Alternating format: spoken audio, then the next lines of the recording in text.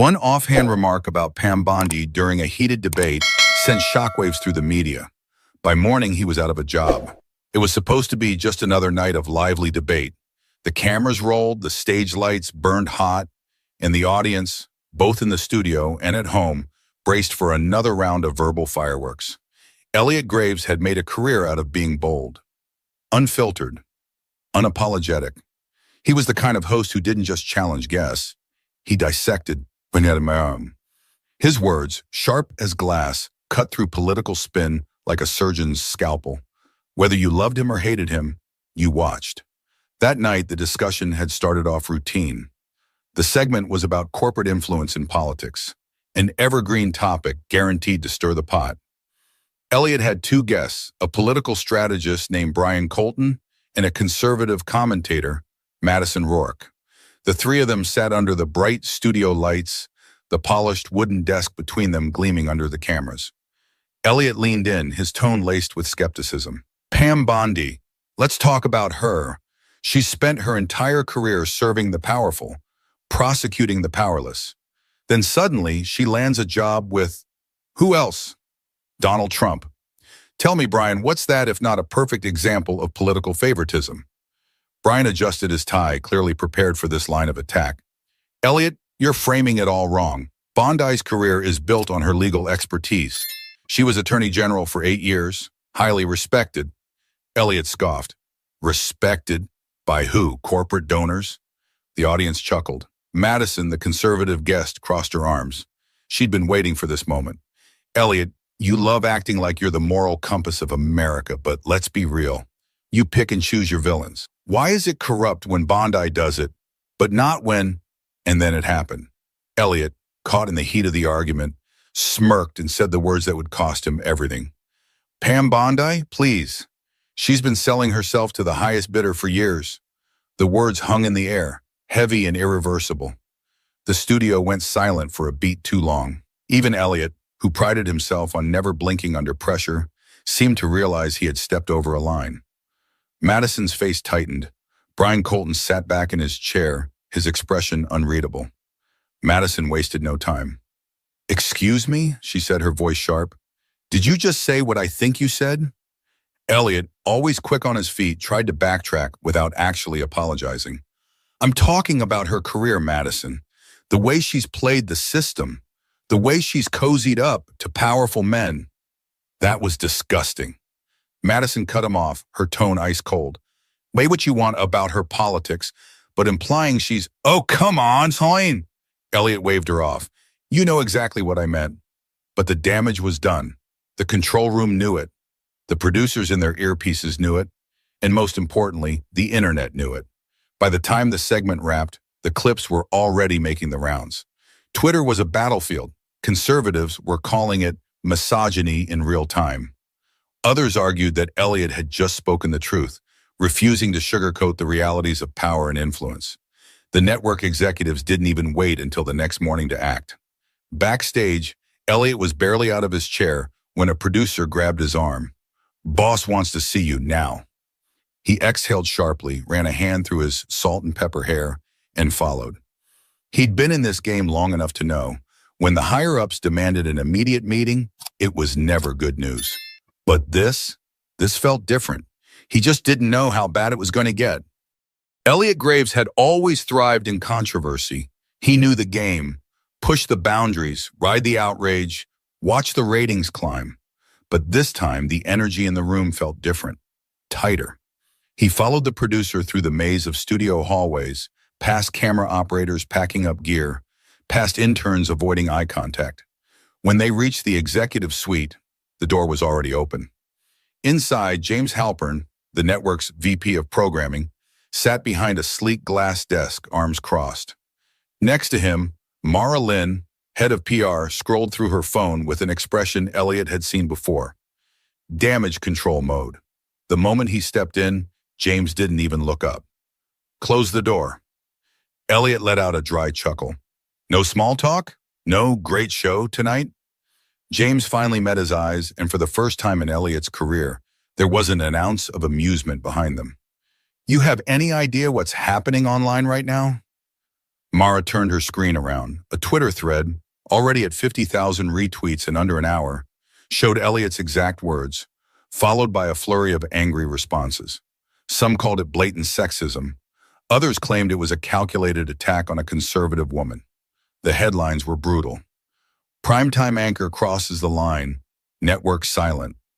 Elliot Graves' ugly smear. Too far this time? Pam Bondi controversy. Will the network cave or stand by their host? Elliot let out a sharp exhale. All right, not great, but let's be real. This'll blow over. It always does. James shook his head. No, Elliot, this is different. Mara leaned forward. You accused a woman who, like it or not, has a lot of allies of selling herself. Do you realize how that sounds? Oh, come on, Elliot scoffed. I was talking about politics. Everyone knows that.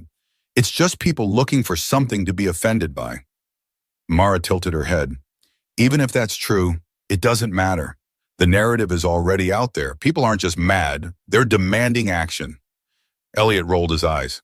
Let me go on air tomorrow and clarify. I'll reframe it. Hell, I'll even say I misspoke. No, James' voice was firm. That won't cut it. We're already getting pressure from advertisers. 3 major sponsors are threatening to pull out. The board is on high alert. Elliot's jaw tightened. So that's it? You're gonna cave? James exhaled. We haven't decided anything. But you need to understand, we're in a different climate now. There's no letting things blow over anymore. Mara slid a piece of paper across the desk. Legal wants you to issue this statement before midnight. Apology, full responsibility, all the usual. Elliot scanned it, his frustration boiling over. It was the same sanitized PR nonsense he despised. I deeply regret my choice of words. It was never my intention to offend. This is pathetic, he muttered, pushing the paper back. If I put this out, I might as well throw myself under the bus. Mara's tone was neutral but firm. If you don't, the network might do it for you. That was the moment Elliot realized just how bad this was. The network wasn't looking to weather the storm. They were looking for a way out. Still, he wasn't about to beg for mercy. He stood up, adjusting his blazer. I'm not apologizing for something I didn't do. James let out a tired sigh. Then I hope you have a backup plan, Elliot. Elliot didn't answer. He just walked out. Outside, the hallway felt longer than before. The weight of what had just happened pressed on his chest. He pulled out his phone. His name was trending #1. And under that, hashtag Fire Elliot Graves. This wasn't just backlash, it was a full-blown takedown. And the worst part? The decision wasn't in his hands anymore. Elliot didn't go home. Not yet. He needed air. Clarity. He stepped out of the network building into the cool Los Angeles night. The streets were alive, cars honking, people walking past without a second glance. Out here, he was just another guy in a blazer. But online, he was the story. He pulled out his phone again. The messages were piling up. A text from his agent, Les Porter. Call me, now. One from his producer, Angela Price. Whatever you do, don't say anything until we talk. And one from his sister, Lena. What the hell did you say? Mom's freaking out. Elliot exhaled sharply and stuffed the phone back in his pocket. He wasn't ready to deal with any of them. Instead, he walked a few blocks, then ducked into a small, dimly lit bar off Wilshire Deer. A place with no TVs, no reporters, just a handful of people who didn't give a damn who he was. He slid onto a bar stool. Whiskey. Neat. The bartender poured without a word. That's what he needed. Silence, a moment to think. But it didn't last. His phone vibrated again. This time he checked. Unknown number. He almost ignored it, but something in his gut told him to answer. Elliot Graves speaking. A pause, then a familiar voice. You're in deep this time, aren't you? Elliot tensed. Ben Mathers, a former network executive, someone who'd seen how these situations played out behind the scenes. What do you want, Ben? Ben chuckled. Not a damn thing, just figured I'd give you a heads up. You're about to be sacrificed, my friend. Elliot's grip tightened around his glass. They haven't made a decision yet. Oh, they have. They just haven't told you. A cold weight settled in Elliot's stomach. This isn't about what you said, Ben continued. It's about what you represent. You're unpredictable. You don't follow the script. The network's been looking for a reason to cut you loose. Tonight, you handed them a perfect excuse. Elliot leaned forward, lowering his voice. So what are you saying? That this was planned? Not planned, but convenient. The words hit like a gut punch. Elliot had always thought his success made him untouchable. He brought in ratings. He stirred the pot just enough to keep people watching. But now he wasn't an asset. He was a liability. They'll offer you an exit deal, Ben continued. A payout to keep quiet. NDA, the whole package. If I were you, I'd take it. Elliot scoffed. You don't know me very well, do you? Ben sighed. Suit yourself. Just remember, if you fight this, they'll bury you. Click. The call ended. Elliot set his phone down, his mind racing. Ben was right about one thing. This wasn't just about the words he said. It was about power, control. The network didn't want an apology. They wanted obedience. Elliot knocked back the rest of his whiskey, pushed his chair back and stood up. If they thought he was going to go quietly, they had another thing coming. Elliot didn't bother setting an alarm that night. He knew the call was coming. By the time the sun crept through the curtains of his West Hollywood apartment, his phone was already buzzing on the nightstand. He stared at the screen. James Halpern. No pleasantries, no delay, just business. Elliot let it ring 3 times before answering. Yeah. James exhaled heavily. You know why I'm calling. Elliot swung his legs over the side of the bed, rubbing his face. Let's hear it. The board met this morning. It's unanimous. Your contract is terminated, effective immediately. No surprise, no hesitation. Just like that, 15 years of work erased with a single sentence. Elliot forced a chuckle. Let me guess, damage to the brand? Loss of advertiser confidence? James didn't bother denying it. We'll announce it within the hour. You should get ahead of it. Release a statement. Elliot leaned back against the headboard, staring at the ceiling. What if I don't? A beat of silence. Then James spoke carefully. Then we release our own version, one that won't do you any favors. That hit differently. Not just a firing, a character assassination. Elliot clenched his jaw. So, that's how it is? James sighed. It's not personal. Elliot laughed at that, a bitter, humorless laugh. You know what, James? That's the problem. It's never personal to people like you. Just numbers, ratings, pressure from the top. James didn't argue. Look, there's a severance package on the table. You sign the NDA, you walk away with a settlement, and we all move on. Elliot scoffed. And if I don't sign? Another pause. Then James's voice dropped lower. Then you become the next example. The network won't just move on. They'll make sure no one else hires you. No one platforms you. You'll be toxic. Elliot gripped the phone tighter. Is that a threat?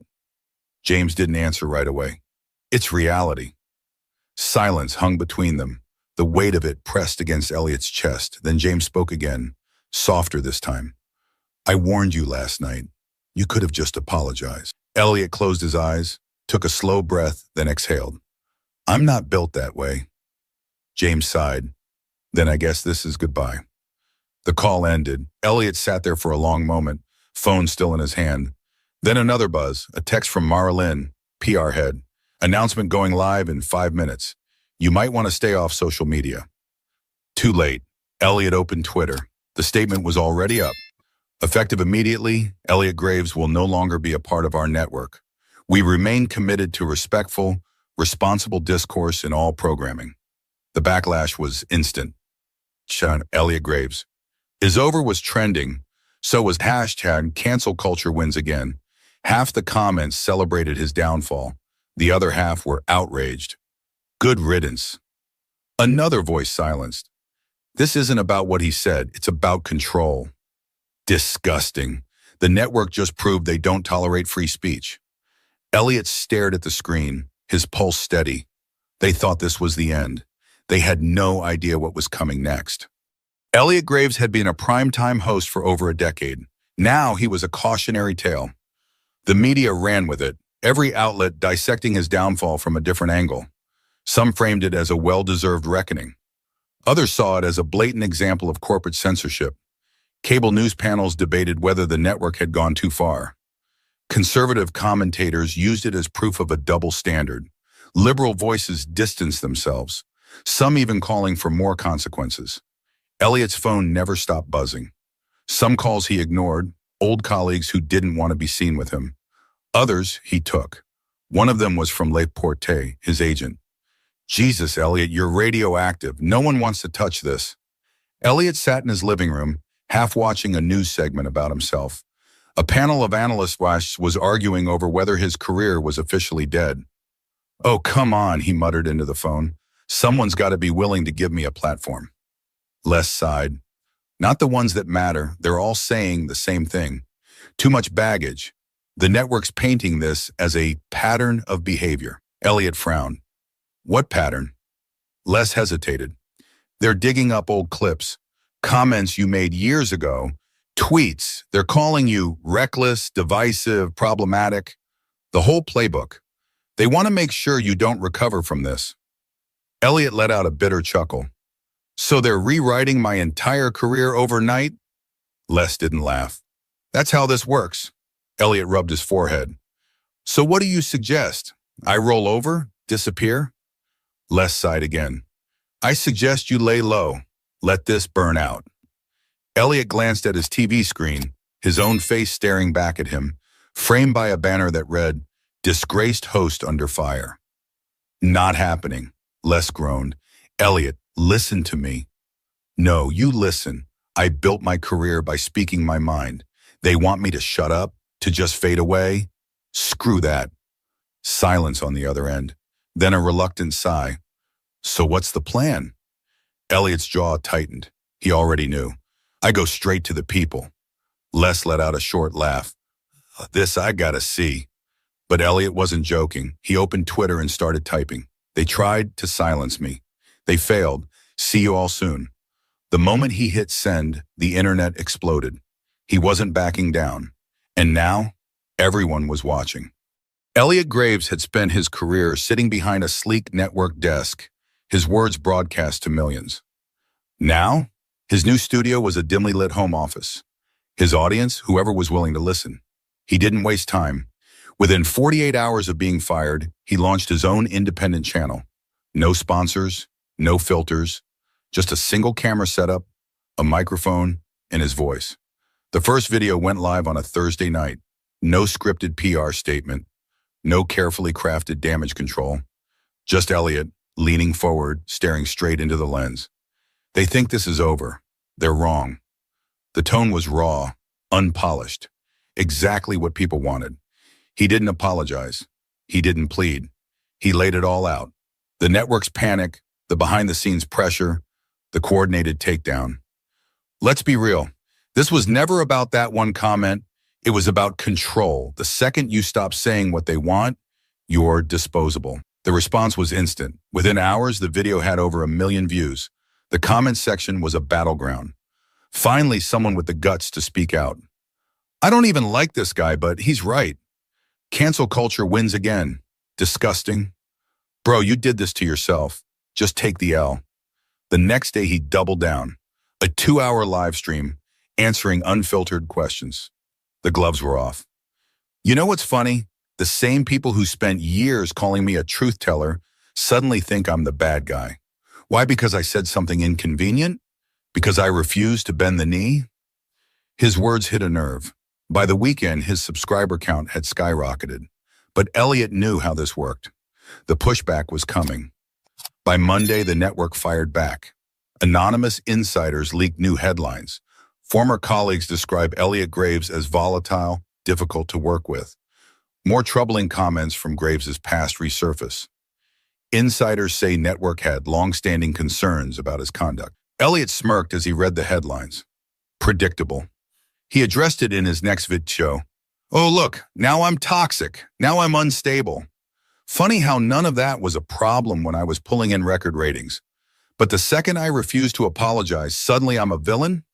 The audience ate it up. His numbers kept climbing. The network tried to bury him. Instead, they had created something worse. A free man with nothing left to lose. Elliot Graves was no longer a TV host. He was a movement. In just 2 weeks, his independent channel had amassed millions of followers. The network had tried to erase him, But instead, they'd done the opposite. They made him louder. But Elliot wasn't celebrating. Not yet. He knew this wasn't just about him. His latest live stream was different. Less fire, more reflection. He leaned into the mic, staring into the lens. I want to talk about what this really means. Not just for me, but for anyone who still believes in free speech. He let the words sink in. The chat exploded, messages flying across the screen. They silenced you because you wouldn't obey. The media controls everything. This is bigger than politics. Elliot exhaled. Oh, look, I know some people think I deserve this, that I crossed a line. Fine. You don't have to like me, but ask yourself this. Who decides where that line is? Who decides what can and can't be said? He shook his head. It's not about protecting people. It's about power. The second you start questioning the wrong things, they make you disappear. A pause, then softer, more personal. This isn't just my story. It's happened before, and it'll happen again. Today it's me. Tomorrow, it could be someone you actually agree with. Silence. A heavy moment. Then he leaned forward. They thought they ended me. They didn't. And if you think this fight is over, a smirk. You're not paying attention. The screen faded to black. Subscribe for more. Elliot had lost his job, but he had gained something bigger. Control over his own voice. This wasn't the end. It was just the beginning. So what do you think? Did Elliot go too far, or was he just another victim of a system that doesn't tolerate dissent? Let me know in the comments, and if you believe in hearing every side of the story, hit that subscribe button.